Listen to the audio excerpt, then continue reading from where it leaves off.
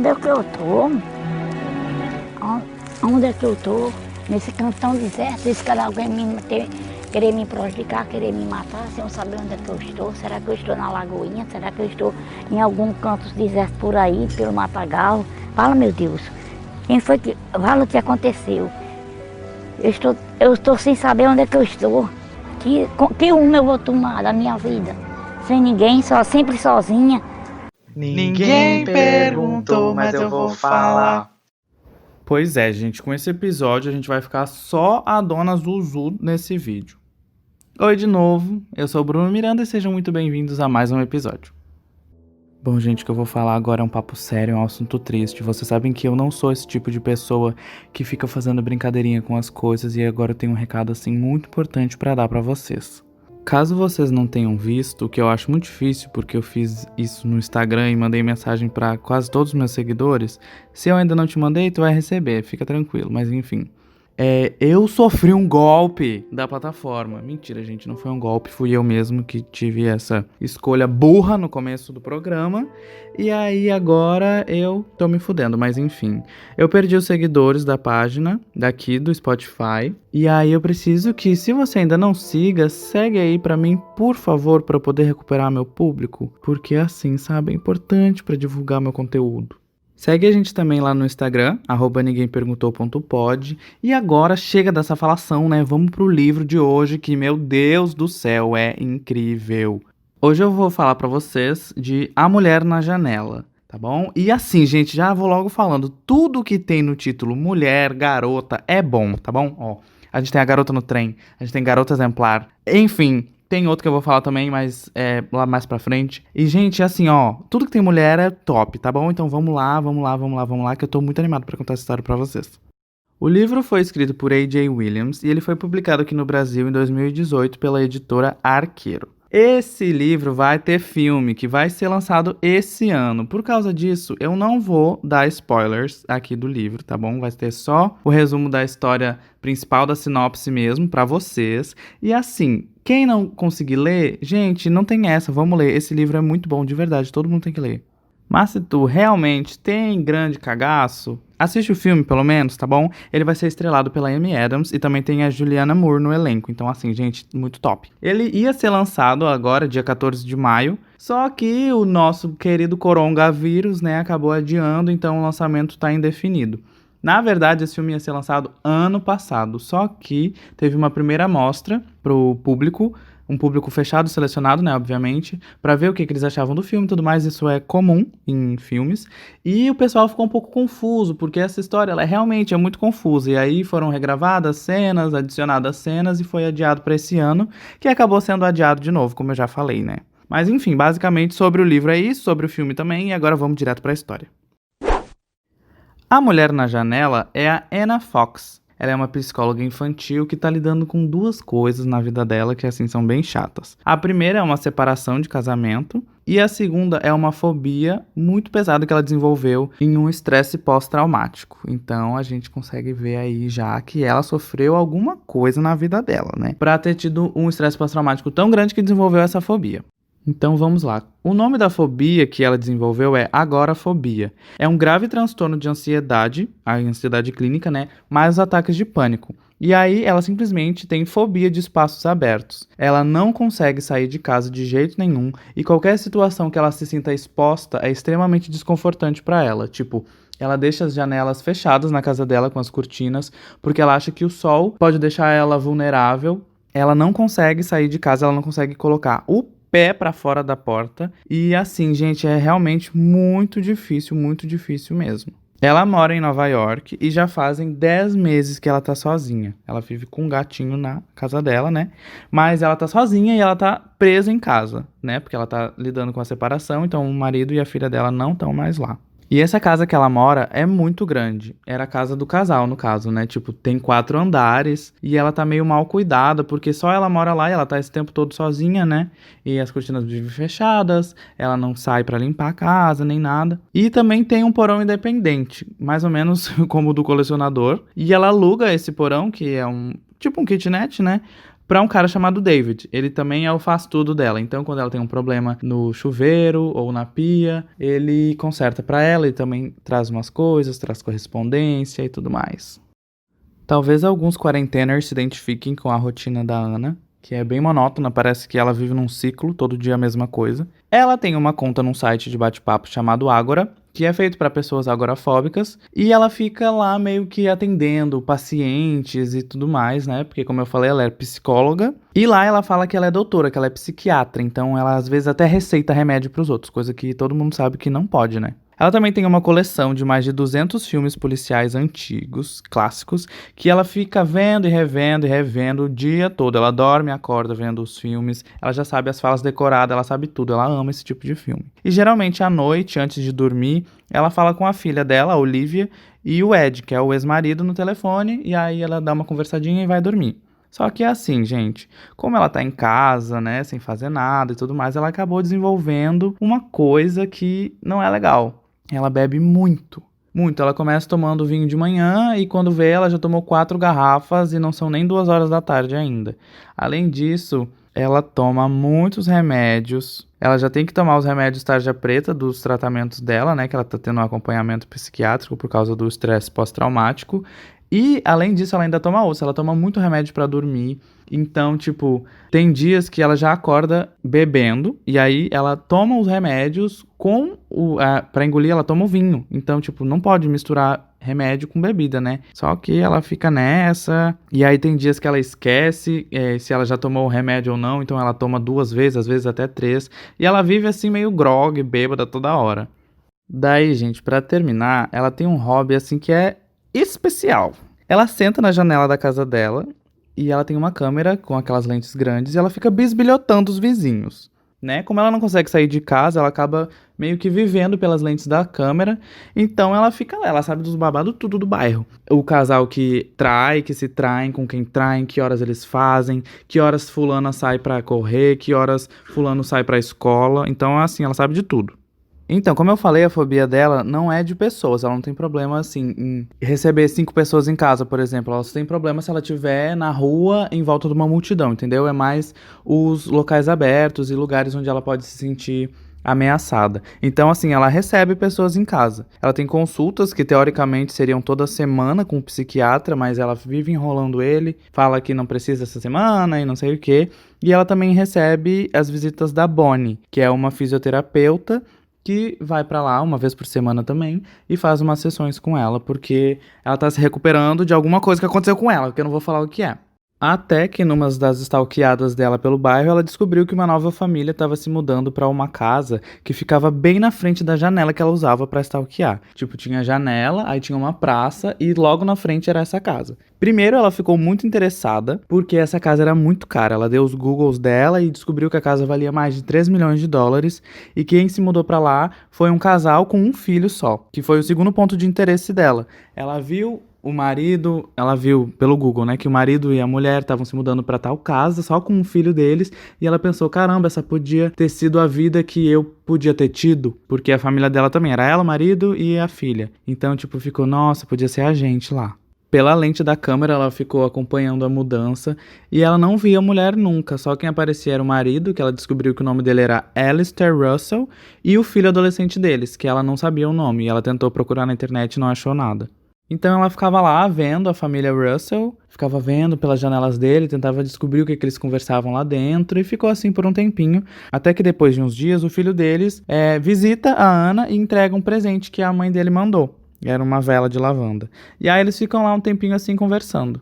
Ela descobre que o nome dele é Ethan, ele tem 17 anos, mas ele parecia ter 15, por isso ela achava que ele era mais novo. E assim, nas palavras dela, ele era uma pessoa bem fofa e retraída. Como ela é psicóloga infantil, ela meio que já tem uma abertura, já sabe como falar com essas pessoas, apesar dele ser mais velho do que a faixa etária que ela atende. Mas aí ele meio que se abre lá, e aí ele fala que ele tá um pouco triste de ter se mudado, que ele sente falta dos amigos, da cidade antiga e tal. E aí ele começa a falar umas coisas que ela acha meio estranho, tipo, ele fala que o pai dele não deixa ele ter celular, e ele também, depois que fala isso, ele levanta e fala, não, é melhor eu ir pra casa, porque meu pai pode achar ruim, não sei o quê. E aí ele vai embora. Ela acha tudo isso muito estranho, né? Porque ela não tem mais nada pra fazer, daí ela fica se enfiando na vida dos outros. Então ela fica tentando entender o que tá acontecendo. E aí, mais tarde, nesse mesmo dia, a campainha toca de novo e quem tá lá é o pai, o Alistair. Aí ele entra, ele é, tipo, bem seco, bem grosso com ela, e aí ele pergunta se o filho dele teve lá. Ela fala que sim, né? E aí ele pede desculpas e fala que isso não vai acontecer de novo. Aí ela fica, não, mas não tem problema. Só que ela nem consegue terminar de falar isso, ele corta ela e vai embora. Daí ela acha tudo isso muito estranho, né? Tipo, nossa, como ele é grosso, mal educado. Se passaram os dias e chegou o Halloween. Aí, a hora do trick or treating, e adivinha só o que a Ana ganha, né? Obviamente, ela não prepara nada para as crianças do bairro, porque, como eu falei antes, ela não consegue nem abrir a porta da rua, quanto mais colocar lá na decoração na casa dela, ou colocar uns docinhos na frente. E aí, as crianças, elas fazem o quê? Isso mesmo, elas fazem merda. Eles começam a jogar ovos na porta da casa dela, porque, né, é o trick, já que elas não dão os doces.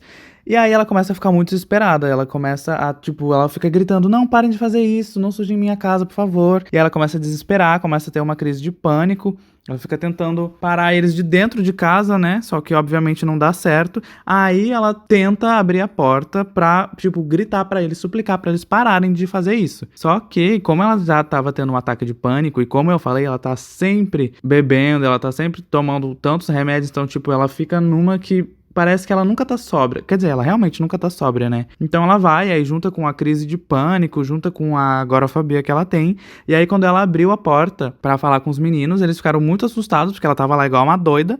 E aí ela escorregou nas escadinhas que tem da casa de entrada e acabou caindo no chão. Daí ela tem meio que a pressão dela baixa, ela dá tipo um desmaio curtinho, mas aí logo ela acorda, porque uma mulher ajuda ela a levantar e leva ela pra dentro da casa. Aí depois que ela conseguiu se acalmar, depois que ela respirou fundo, ela agradece a mulher e aí ela vê quem é. Ela começa a falar, a mulher fala um pouquinho da vida dela e ela liga os pontos e fala, essa é a Jane Russell, que é a esposa lá da casa que ela tá, né, bem, uau, e a mãe do Ethan. Elas acabam se dando muito bem e elas passam a tarde todas juntas. A Jane fica lá na casa dela e elas ficam conversando. E assim, a personalidade da Jane cativou muito a Ana. Ela fica muito intrigada porque ela tem uma vibe assim misteriosa e tal. E aí elas ficam lá jogando xadrez, vendo filme, bebendo vinho, conversando. E ela, aí no livro ela sempre fala que ela fica assim, sempre pensando no que a Jane vai fazer depois que ela ajeita o cabelo, que ela tem um rabo de cavalo, o cabelo dela é moreno. E ela sempre frisa os lábios antes de falar. E aí ela ficava pensando assim, se ela fizesse isso também, ela ia ser uma mulher mais sedutora e tudo mais, porque ela fala que a Jane é bem bonita. Aí elas ficam lá conversando, né, e tudo mais, aí depois a Jane fala que tem que ir embora pra encontrar o filho.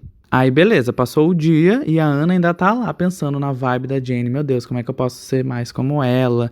Como ela pode ser tão cativante, não sei o que, ela tá tomando banho. E aí ela escuta um grito feminino. E esse grito parece ter vindo da casa dos Russell. E aí ela fica lá apavorada, né? Criando várias fics, porque ela não sabe de nada que acontece do mundo de fora. Então ela meio que deduz tudo o que acontece. E pega a câmera pra ver se ela consegue ver alguma coisa. Só que não tem nada nas janelas. E quando ela posiciona a câmera pra porta, a porta se abre.